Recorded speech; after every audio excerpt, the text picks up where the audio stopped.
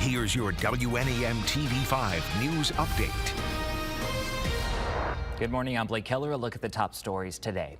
A community is calling to stop the violence after an 19-19-year-olds were shot Tuesday morning on Saginaw's west side.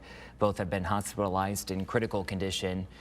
One organization called HELP is partnering with Saginaw police and other leaders.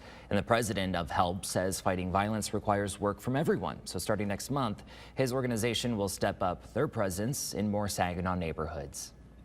Living Word International Church in Midland, their associate pastor Randy Saylor is now facing new criminal sexual conduct charges. He's now charged with 11 felony sex crimes involving a minor. It's alleged the crimes happened from March 2017 to March 2021 when the victim was 11 to 15 years old. Saylor was ordered to not have contact with minors going forward. And then in a separate case involving two more victims, Saylor's charged with 4 felony sex crimes. He's also out on a $50,000 bond. And we have less than a week until Michigan's August primary. On the ballot down in Genesee County, a proposal to increase the surcharge for 911 emergency dispatch. Flushing Mayor and Executive Board member of Genesee County 911, Joseph Karlichek, says if passed, the surcharge would go from $186 a month to $3 for each phone starting next year. If it doesn't pass Tuesday, it'll be brought back to voters in November. Now here's a look at your first alert forecast with meteorologist Matthew Moncho.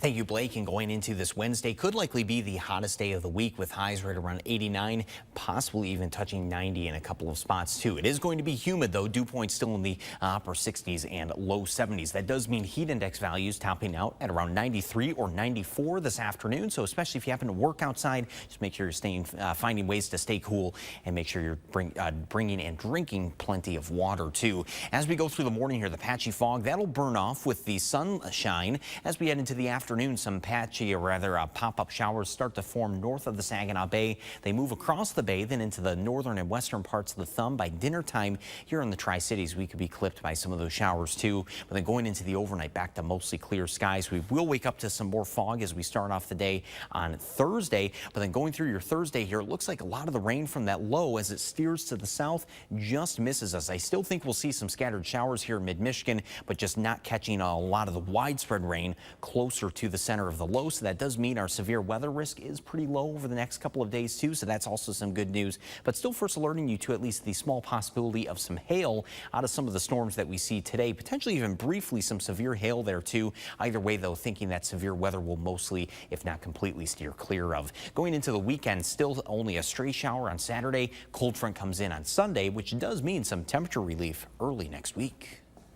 Remember to tune into WNEM TV5 on air and online 24/7 for the latest news, weather, and information.